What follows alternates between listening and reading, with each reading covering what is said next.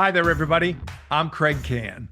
Right now, on this edition of Tracks to Success, from the professional football field to the big league front office, not many can say they played in the USFL, the NFL, and then became the president of a Major League Baseball team. This man can.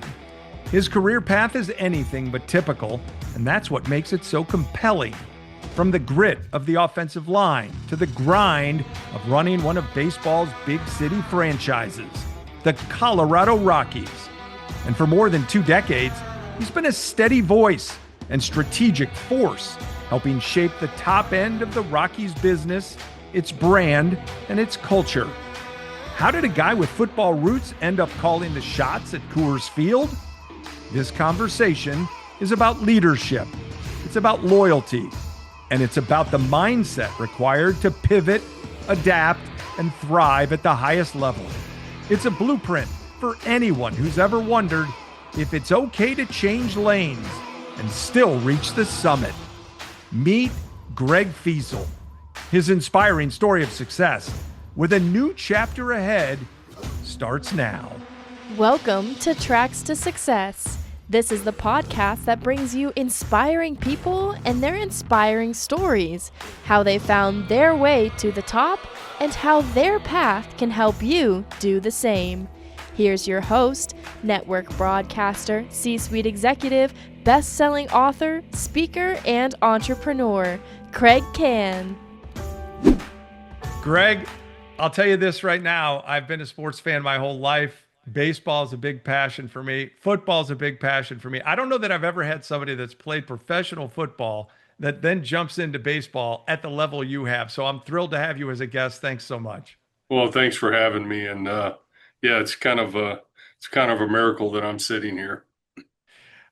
Okay, well, I'm not going to not follow that up. Why is it a miracle you're sitting here?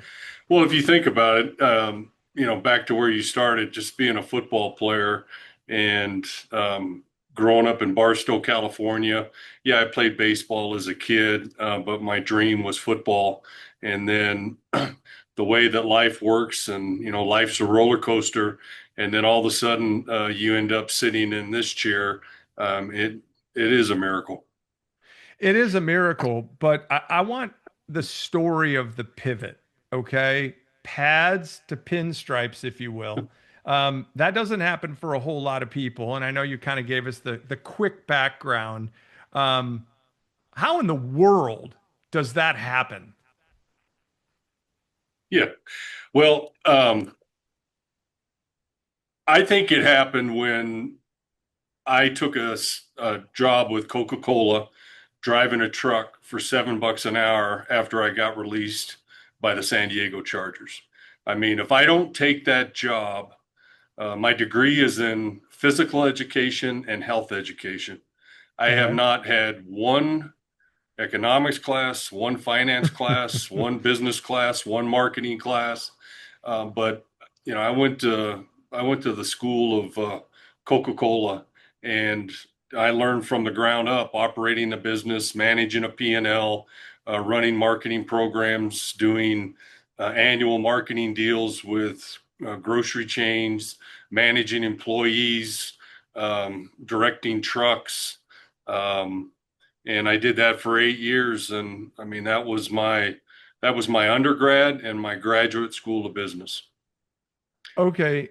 That's not the conventional way to climb the ladder. No, that's not the conventional way. No, I wouldn't recommend it. But maybe you would. I mean, honestly, what did you learn about yourself in that transition? You had to have learned something that gave you that ability, or maybe it's the break you got from meeting somebody. What's to be learned? Yeah, I'm a believer that you make your own breaks. And if I learned anything in my career, is that it's up to us to find a way. And if I don't take that job, call it a opportunity. You have no idea when you take one job what that's going to lead to. And when I talk to young people today, they want that light switch. They want that direct line to, how do I get into a GM's chair? How do I get into a president's chair? And I mean, you know this, there's no straight lines. And you take opportunities, you do the best you can, and then you wake up and you're sitting where I'm sitting. But you better do a good job along the way. Right. And I always believe you've got to take an opportunity that's been given to you and deliver something back that's better than what someone expected when they gave you the opportunity. Fair Absolutely. message? Yeah, absolutely. 100 years ago, I was a Boy Scout. One of the mottos or the creeds of Boy Scouts were you leave a campsite better than you found it. Well, Mm, you do those things and you're leaving somebody a benefit because you were there.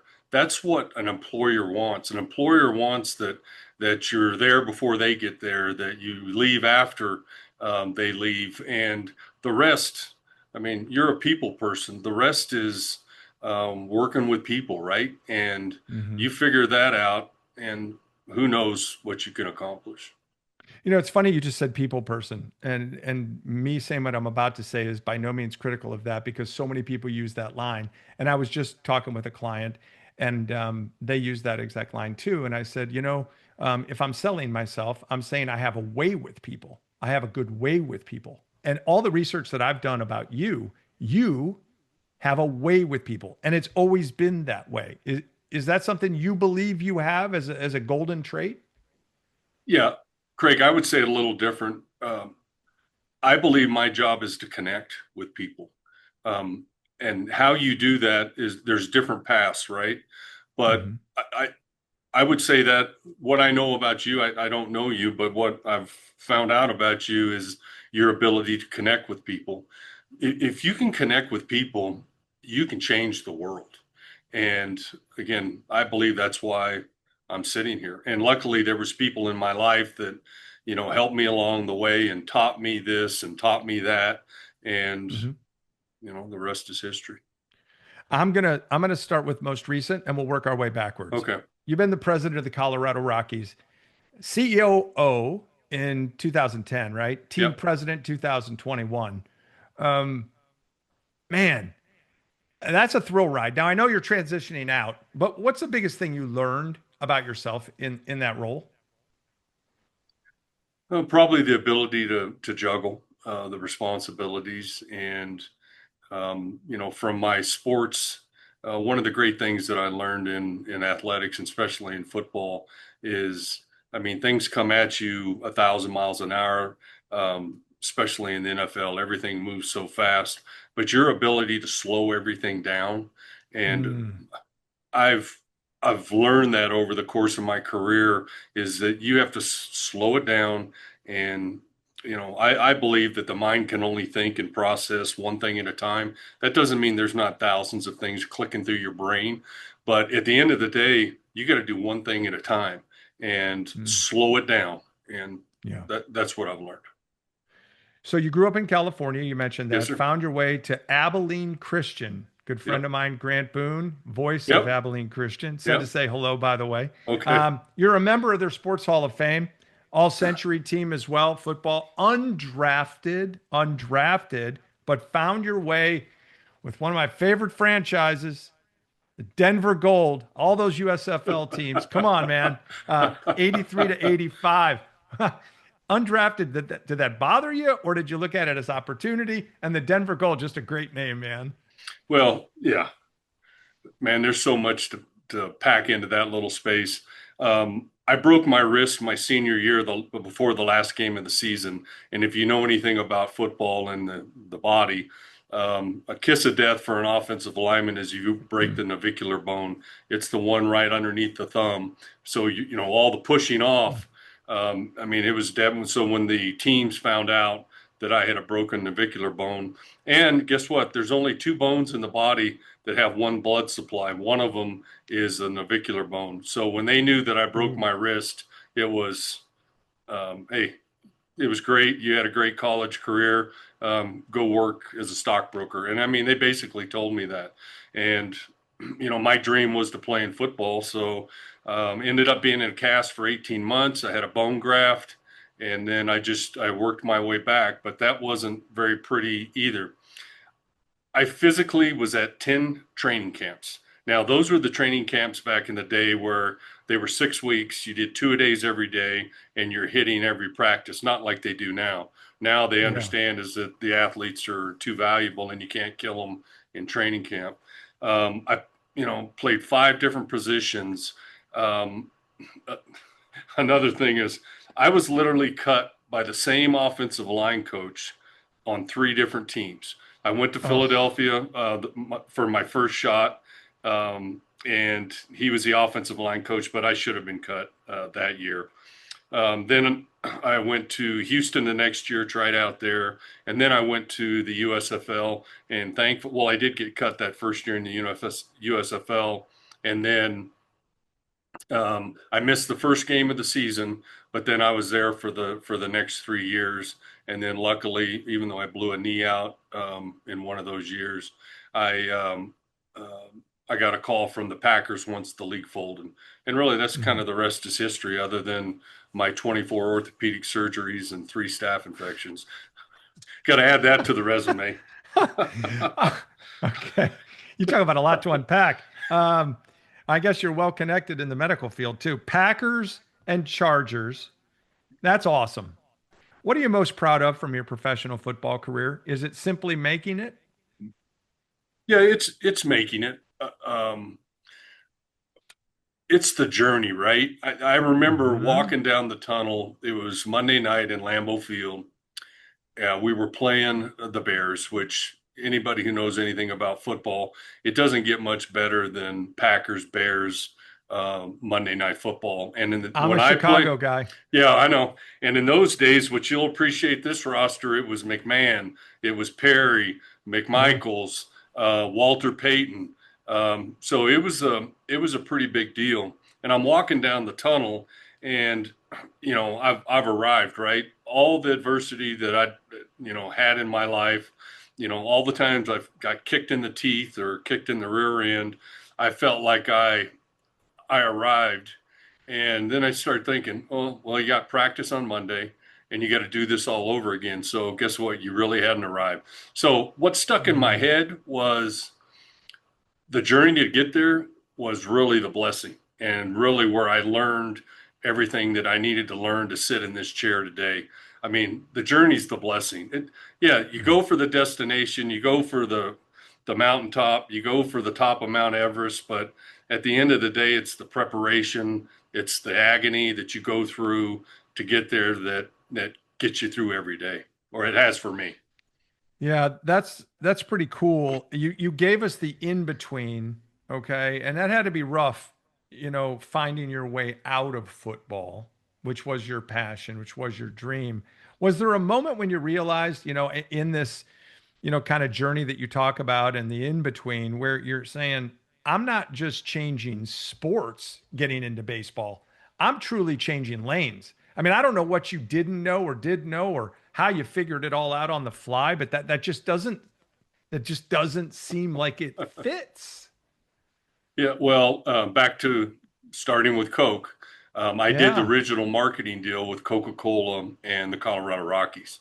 So I worked with them for 3 years before they called me and said they would like me to come work for them. So I had the experience. I knew the people. I knew the ownership.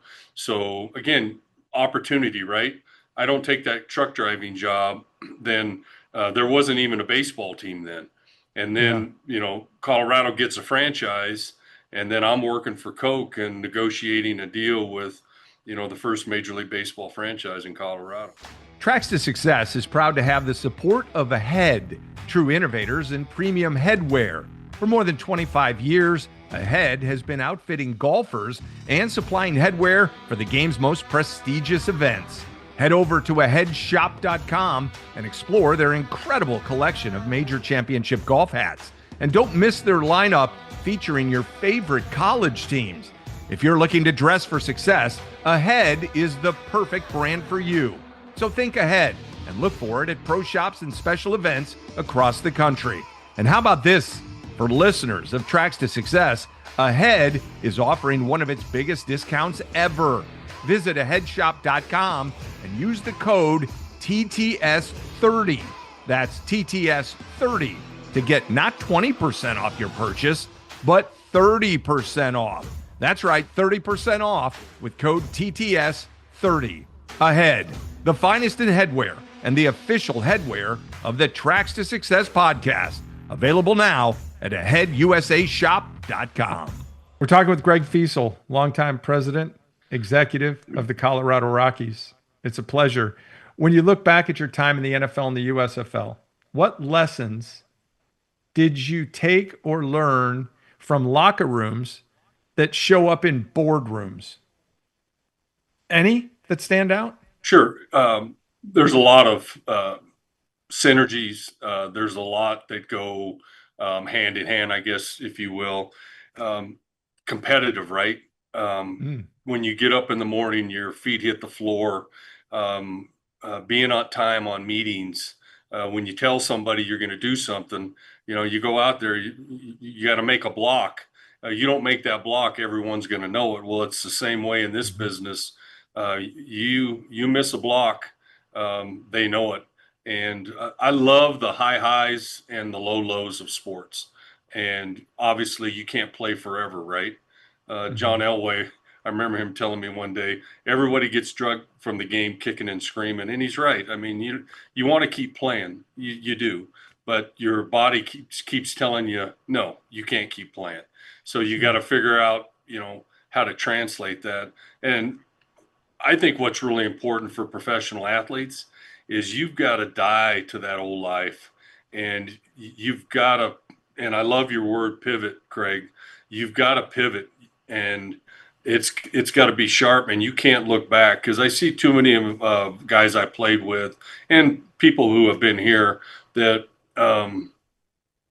they don't do that. They don't pivot, and that makes it tough. You got to pivot and then redesign, recreate, refine yourself. A lot of people aren't prepared for that at all. You spent 3 decades with the Rockies, all right? More than 2 decades at the highest level. And obviously you're transitioning out. Now that says something. You got a World Series appearance, 5 playoff appearances that you've been a part of, and stepping down from the top perch into this new frontier, if you will. But what maybe kept you invested so much in that job, that MLB community? Or what is it that you'll miss so much about the franchise? Well, we're limited partners, so we're not going to go too far. But the day to day,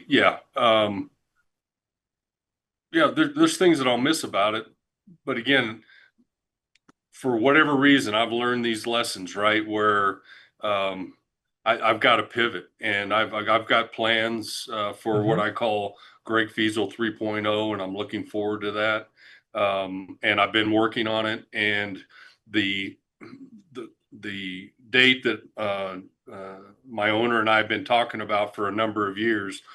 So it's been good, that I've been able to plan, been able to transition. I'll stick around next year and, help where I can help, and then go off and to the sunset and do what I'm supposed to do next. So give people a snapshot, Greg, of what being president of the Colorado Rockies actually entailed. What was the biggest challenge on your plate, and the thing that got you most excited to get up in the morning? Well, you got to be all things to all people, right? And which is not always easy to do, but you've got to connect. And I hate to keep coming back to that word, but you've got to connect with people. I've got to connect with the employees. I need to connect with ownership. I need to connect with our customers, our season ticket holders, our partners, and you've got to figure out how to, use the word juggle. You got to balance. You got to balance all of that, because everybody wants a piece of you. And I love that. I mean, I love that people need you. They want you. They want you to help with you fix things, even though sometimes you can't fix things. Yeah. Back in 1995, you were the VP of Sales and Marketing. When I talk to people, and I find this to be interesting, they tell me what they do, and I say, what do you think about sales? No, I'm not in sales. No. Everybody's in sales. We're all in Everybody's in sales and sales. we're all in marketing. And I want your take on that from those who would be listening or watching this about the value of knowing that you're selling something every day and you're marketing something every day. Yeah, and I would say you're selling and marketing yourself first. And no, I think you hit the nail on the head, Craig. So because my degree was in education, I taught 1 year of school when I broke my wrist and I was getting all healed up and ready to go get cut in another training camp. I went to a career counselor and he said, based off of your background and me talking to you, he said, you should be a salesperson. And I said, oh, really? And he said, yeah, but here's what you need to do. You need to go in the off season and work for a car dealership. And they have numerous, so 2 or 3, 4 or 5 encounters, sales encounters with customers. And if you like doing that, and if you like interacting with those people, then you should be a salesperson. So I did it for 3 months in one of the off seasons. Well, I love the business. I love selling cars, but I didn't see myself selling cars for the rest of my life. But to your point, he said I was a salesperson, and I went and found out. And every single day, all of us are selling something. And first and foremost, we need to be selling ourselves. Okay, so I'll take that a step further. One of Right. my biggest questions to people is, who are you and why should we care? All right. It's a very difficult question. A lot of Sure. people, though, don't realize the simplicity of the question because they're uncomfortable talking about themselves or figuring out what it is about them that we should actually pay attention to. And I believe we live in this world of distraction. You got to make me focus on you. So when you walk into a meeting with your staff, what do you want them to feel? What do you want them to see about you? Why should they care about Greg Feasel? Well, I hope they care about me because I believe one of the peers, I call them helical peers of interacting with people, is making sure that people feel like they're important and treating people the way that you want to be treated. So Mhm. there's got to be reciprocity in that room, right? It doesn't mean they might not be mad at me because I maybe had to tell them not to do something or tell them they didn't do a good job. But at the end of the day, it comes down to mutual respect and just treat me the way you want to be treated. And Mhm. that's how I go into a meeting is, look, I'm going to give you everything I've got, and I expect you to do the same in return. And, hopefully we have that mutual respect. Okay, I want to go back to something you said about the highs and lows of Okay. sports. It's a high stakes business. I mean, it's a Sure. high visibility business, Sure. and there's a high pride factor, all that sort of stuff. Now, your job, you can tell me I'm wrong, your job is to build trust in your ability or your staff or your leadership's ability to thrive and succeed in that high stakes, high visibility business. What's Yeah. been your approach to building trust with folks in Colorado, staff, all that? And how hard is that to maintain that trust? Well, it's very hard when you lose 100 games in 3 years. Back to you being a White Sox fan, it's Oh gosh, you had to bring that up. it's it's very difficult. But you got to believe in what you're doing, right? And you got to believe Mhm. in the people you're working with. And I'm a firm believer that not only am I selling myself and our staff are selling themselves, but control what you can control, really. We Mhm. can't go out there and pitch and hit for the guys or steal a base. We can't do that. But what we can do is make sure when people come to the ballpark is that they have the experience that they should have and they walk away from there. Yeah, maybe we didn't win that, especially this last 3 years. We didn't win that game, but they had memories that they could take away. So Mhm. control what you can control. Experience is a great word. I don't believe I do workshops. I don't believe I do keynote speeches. I believe I try to deliver an experience to make people feel something and want to walk out of the room, remembering what they were supposed to remember and remembering that I gave them a good experience to share with other people. Now, when you're losing ball games like that, experience is a really big word because you're still trying to get me to go to the ballpark. So how big, it seems like experience, by the way, is like what every franchise across all the big Mhm. sports is trying to sell today, like bigger than ever because the ticket prices are high. Let's call it for what it is. Sure. Talk to me about experience. That's a huge, huge buzzword. I think back to control what you can control. We Hmm. don't get real fancy here. There's usually not a week that goes by. We're somewhere in the 2.4, 2.5, 2.6 million tickets sold every year. Hmm.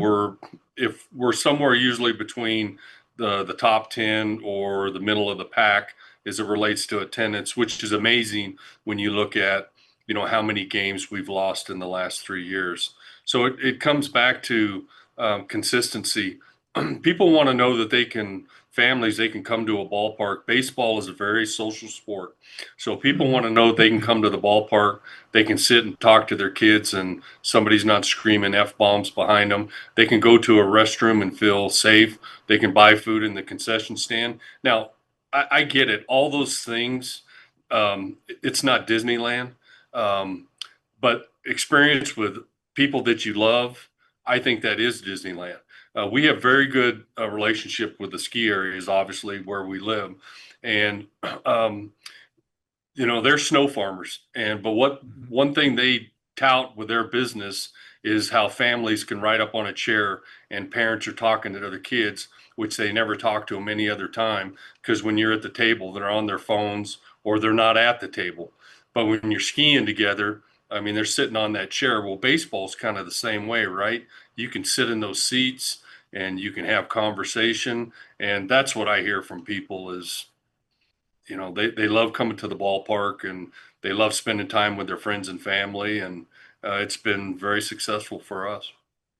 I've been to your ballpark and I actually had a great experience. I Okay, do good. remember that. Did we win or lose? I don't remember, and See? maybe that's a good thing, Yeah. you know. In addition to hosting this podcast, Kraig leads the Kann Advisory Group, focused on elevating communication for companies and individuals. Company consulting, team and individual workshops, mind-altering virtual programs. To learn more and to find out why the Elevate workshop has been labeled the most powerful experience in leadership communication, visit canadvisory.com. And when you do connect, mention the Tracks to Success podcast to receive your special discount. Now, back to the interview. Greg Feasel's my guest here on Tracks to Success, and it's a true pleasure to have you. Major League Baseball is business. It's business. But for fans, it's personal. Okay. We take our teams personal, we take wins and losses personal. In your role, how tough to balance numbers, the business numbers, with the importance of nostalgia? Because the two things don't Sure. always go hand in hand. Sure. I mean, it's a tightrope, Greg. I mean, balancing the business side of what we do because it is so visible, right? And Sure. then every single day, when I worked at Coke, we were never in the newspaper unless one of our drivers got in a wreck. Hmm. Never. Every single day, it's social media. It's I mean, talk shows. Um, what we didn't do, what we did.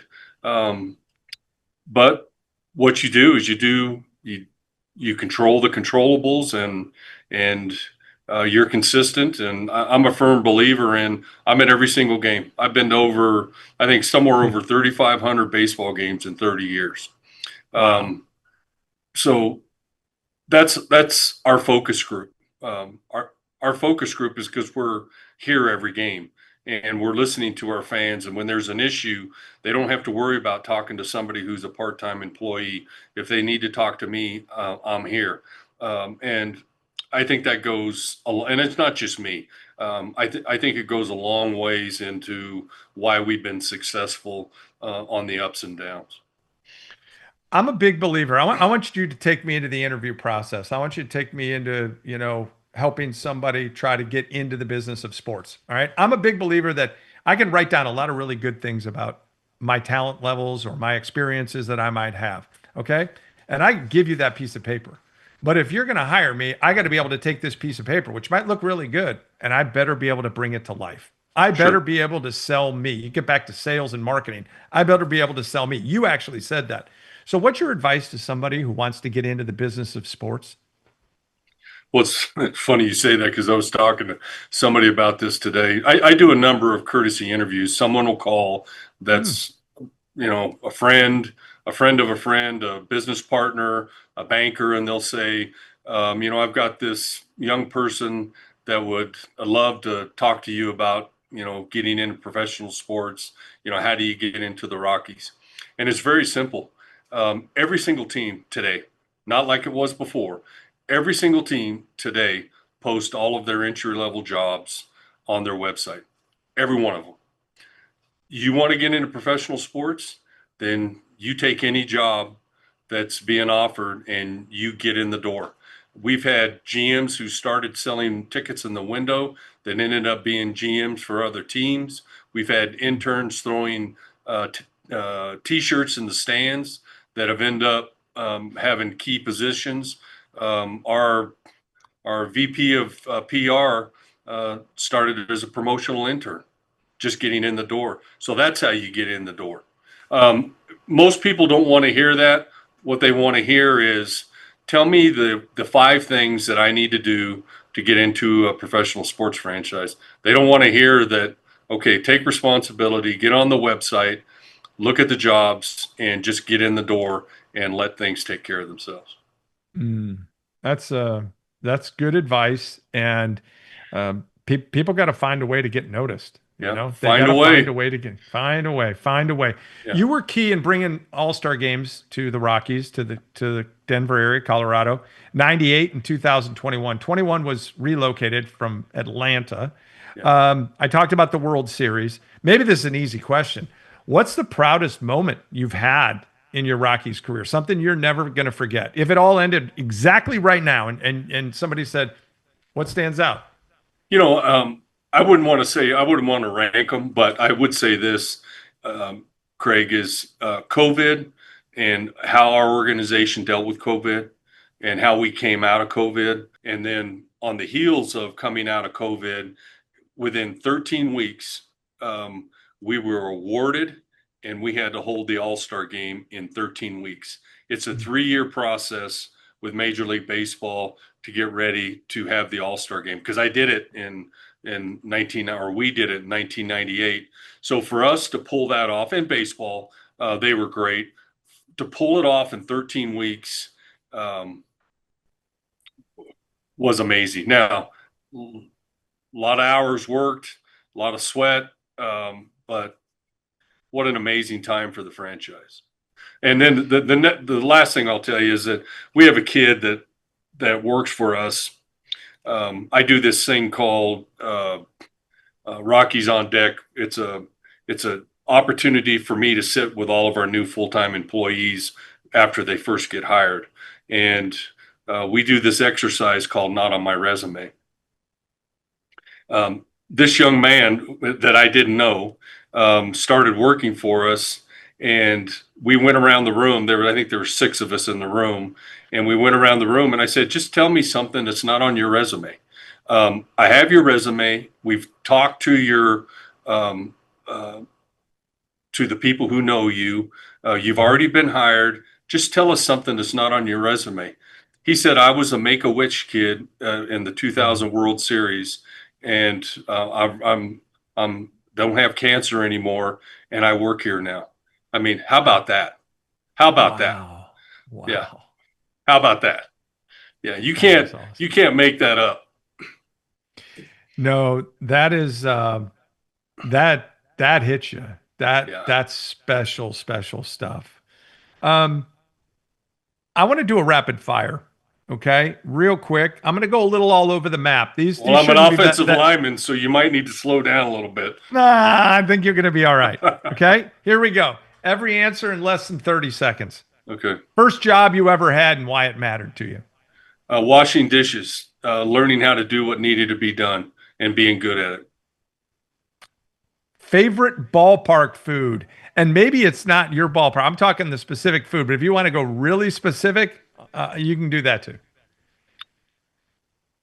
Just the hot dog. I mean, I really don't eat hot dogs anywhere else, but I eat hot dogs in our ballpark. It's so true. It's so true. By the way, I was at spring training last year or this past season for a week. I love going to spring training. You know, you don't know half the players some of the times, but man, the ballpark food's great. Okay. Tougher crowd to please, football fans or baseball fans? Well, it depends on where you're at and what city you're in, but definitely football. Really? Why Yeah. so? It's a more emotional game. And when you've got guys that, I mean, they're basically gladiators down there, right? With all the testosterone, the grunts, the massive hits. Yeah, it rolls over into the stands. One leadership trait that you personally value the most above all others? Do the right thing. When nobody's looking. Yeah. And that's character, right? Mm-hmm. Character is doing the right thing when nobody's looking. And a lot of people can do the right thing when there's a crowd around, but when you do the right thing when nobody's looking. When somebody says USL for me, I think New Jersey Generals, I think Birmingham Stallions, I think Tampa Bay Bandits, I think Chicago Blitz, I think Houston Gamblers. When I say USFL to you, what's the first thing that comes to your mind?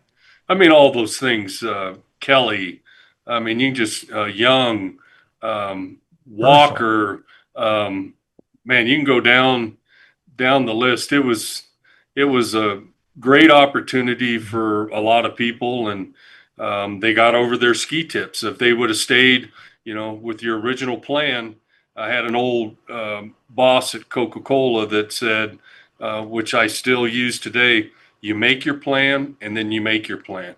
Well, the USFL made a great plan, but then they didn't follow through and hold to that plan. And that's why, I mean, it would have been a great feeder system to the NFL because it worked in the spring. It was in great key markets. They had enough of the kind of the star power. It would have been a great feeder system, but they screwed it up. A few years back, the Orlando Apollos, where I currently live, were a part of the Spring Football League, and Steve Spurrier was the coach. I was the PA announcer. It was one of my greatest fun jobs, just on the side, little side hustle, right? Little fun for about 4 weeks. These leagues, they just can't make it, man. They can't make it. And then minor league baseball is dwindling back. We could get into a whole thing about that. Here's my next hot question. Professional sports organization, the most underrated role. Most underrated role. The guys and gals who operate the stadiums, with all of the security, the staffing, the crowds, the expectations of the fans. That's a huge lift for somebody who does that. Huge lift. Awesome to say that about those folks behind the scenes. Favorite athlete growing up? Favorite athlete growing up?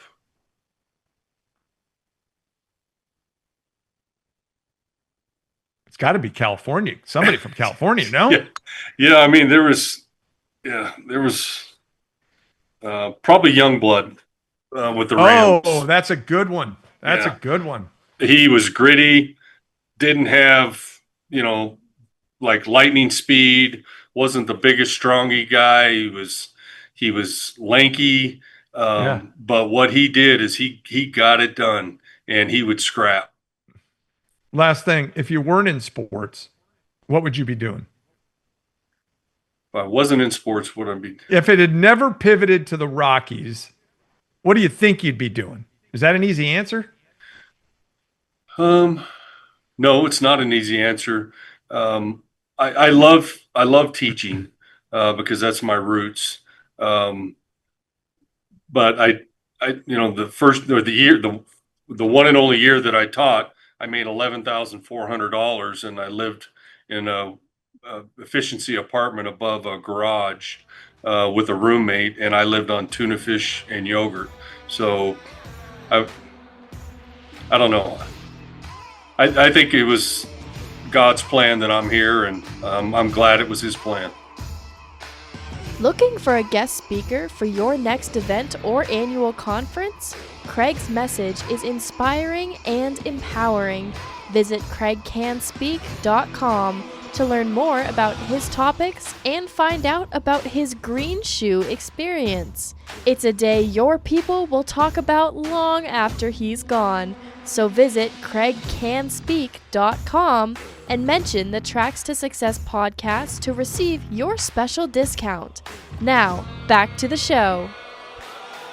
Greg Feasel, my guest, Colorado Rockies president, a guy with an amazing story, and a pleasure to have him here on Tracks to Success. I want to start winding this thing down. What did you learn about climbing the organizational ladder? Let's think Rockies. Like, what did you learn that others absolutely need to know? I love the analogy of a ladder because it takes more effort to go to that next step, right? Every single step takes more effort, more commitment, more involvement, more trade-offs, and that's what people don't get. They want everything that goes with that next level, but they're not wanting the load on them to be any heavier. And what happens is you go up another level, and then someone puts another 5-pound weight in your backpack.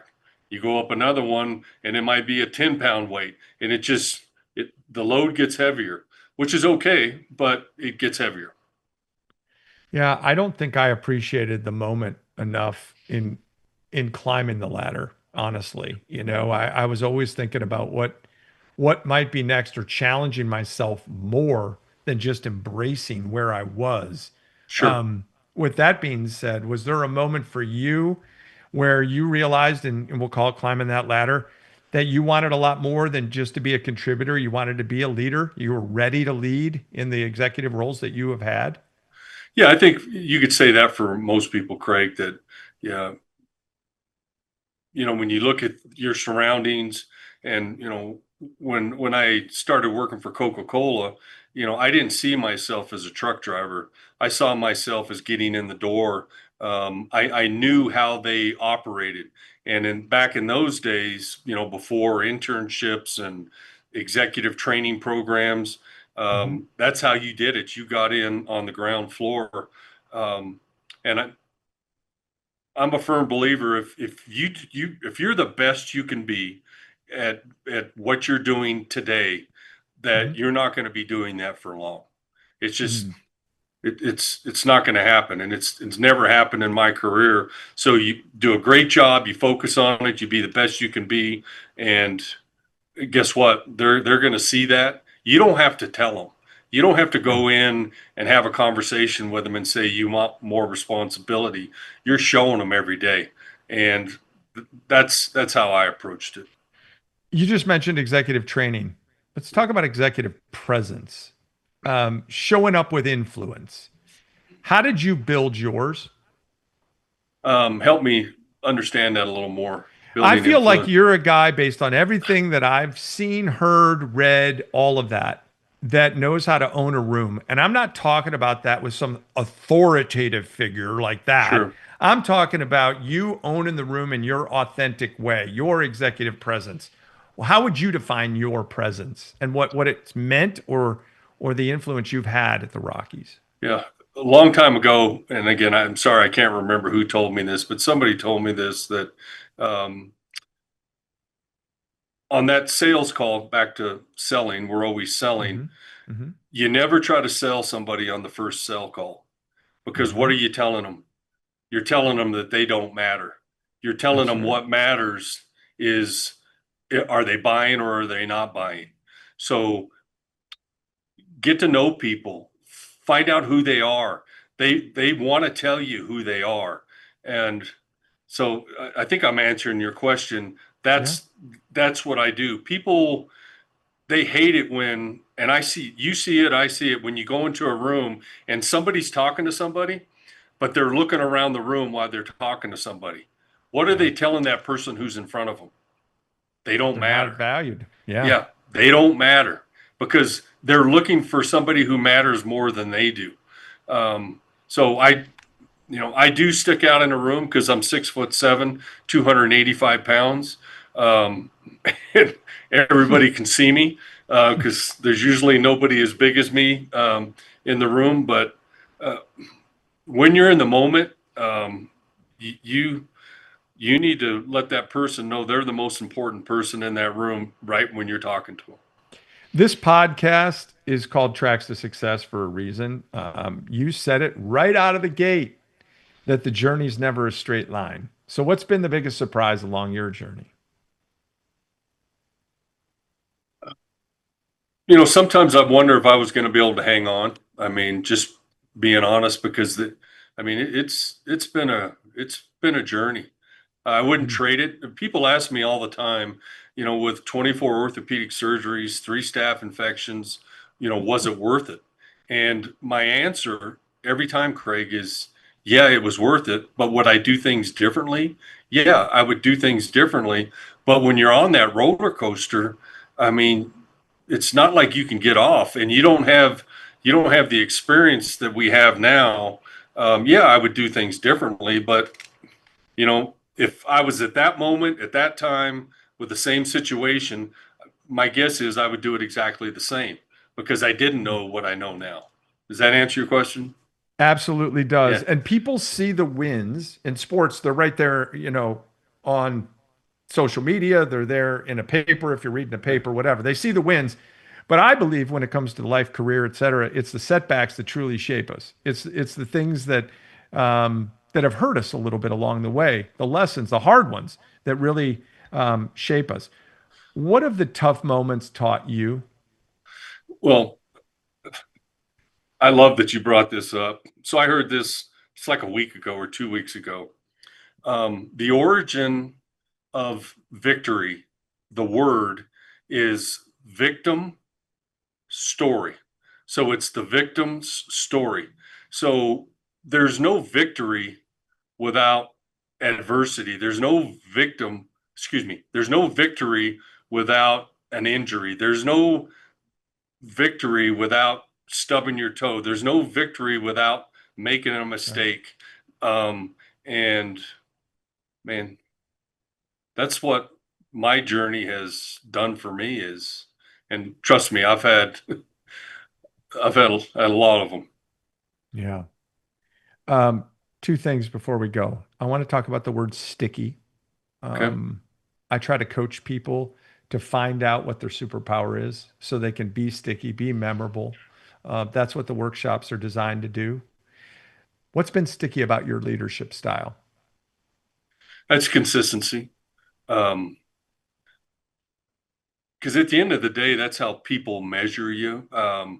Yeah, they'll remember maybe the wins and losses, but they'll never forget when you weren't consistent. And Mm. um, I just strive to be as consistent as I can, but I'm not perfect, right? None of us are perfect, and so if you're asking me for a word, it would be consistent on everything, Consistency. on revenue, managing expenses, how you deal with people. Are you somebody who, yells at other people when you get frustrated or you're mad at them? Are you consistent? Well, no, you shouldn't be yelling at people. Based on what I've heard from you, this final question I think could be easy, but you could take it in a totally different direction and shock me. 30 years in baseball, NFL, USFL, we've chronicled your story. It's pretty awesome. Don't know that when you were a little kid, you saw yourself in these types of roles. Um, you've reached a pretty high summit in your career. If I can go elevate on you that you live in Sure. in Denver in the Mile High City. Is there another mountain to climb, or are you content with the story of your success? Oh no, I think there's always mountains to climb. I truly believe you're either growing or you're dying. And, uh, we've seen a number of professional athletes that I'm not saying they die right after they finish their career, but they wither, right? And they atrophy, right? No, I'm excited about what's in front of me. I'm writing a book. I'm going to teach. I've talked to 2 universities already. Basically been hired. I'm going to teach in the business school, which I think is amazing that somebody that's a PE and health major is going to be an adjunct professor at 2 separate universities. I think it's pretty amazing. And it's just, I can't believe it. It's a miracle. Well, I just got this itch and excitement. I got to find a way to bring you into one of my Elevate workshops. That's what I got to find a way to do. I'd love to have you there and have you say a few things. Well, I'm good at putting people to sleep, so. Nah, you're not. There's no way. And I'll see you, I hope, at spring training. It's been a true pleasure. I want to thank you so much for sharing your story, your success, and it's awesome. Thank you enough, Greg. No, thank you. Appreciate what you do. Friends, success isn't just about the look of your resume. It's about the way you look, and dressing for success in the workplace is important. The way you look out of the workplace is part of your brand as well. Ahead, our official headwear partner, is all about helping you show off your best self. A hat says a lot about you. And Ahead doesn't just follow trends, they set them. Available at pro shops, resorts, and big sporting events around the country, and also online. By listening to this podcast, you get a chance to save big. Visit aheadusashop.com, use the code TTS30, and receive 30% off your order. That's aheadusashop.com, using the code TTS30. 30% off just for you. Ahead, the finest brand in headwear and the official headwear of Tracks to Success. It's time for Getting Ahead. You heard Greg's story, pro football player, USFL, NFL, then that pivot that we talked about, athlete to executive and into the business of baseball, and not just any role. He worked his way into the top seat with the Colorado Rockies. He built trust, relationships, talked a lot about that, and results. For 30 years, 20 in one of the top spots, he's been entrenched in MLB's inner circle. So here's the question. How do you become that person? He kind of helped us figure out how you get a job and do any job to climb the ladder. But what about being the one who owns the room, gains the trust, and gets the call when leadership matters most? Let me break it down a little bit. The first thing is you don't need the perfect piece of paper. You don't need the perfect resume. What you need is a clear, defined reputation. Now, Greg didn't have a background in baseball, but he had the habits, he had the mindset, the hard work, and the respect of those around him. He built a reputation, and he had readiness to take on more when the moment came. What I want to emphasize is the word readiness. Now, if you want to grow trust and grow influence, start by mastering how you show up. Show up informed, show up consistent. That was a word he used. Show up with something to contribute and something to prove. In every organization, people are watching you. They're not always watching your title, but they are watching your trust factor. And your trust factor is actually built in little moments, long before the big ones arrive. So, Greg's story, it's proof that opportunity doesn't always knock on the expected door, but when it does knock, you need to be somebody worth answering for. And if you can do that, your tracks to success will become a whole lot easier. This is it. Last one of the season. I hope you enjoyed the season of Tracks to Success. More great people, more inspiring stories are coming. Until then, I'm Kraig Kann. Thanks so much for tuning in. Don't forget to subscribe to the show for more great interviews and Craig's thoughts on reaching your highest personal and professional summit. Find it wherever you get your podcasts and on the Kraig Kann YouTube channel and kraigcanspeak.com.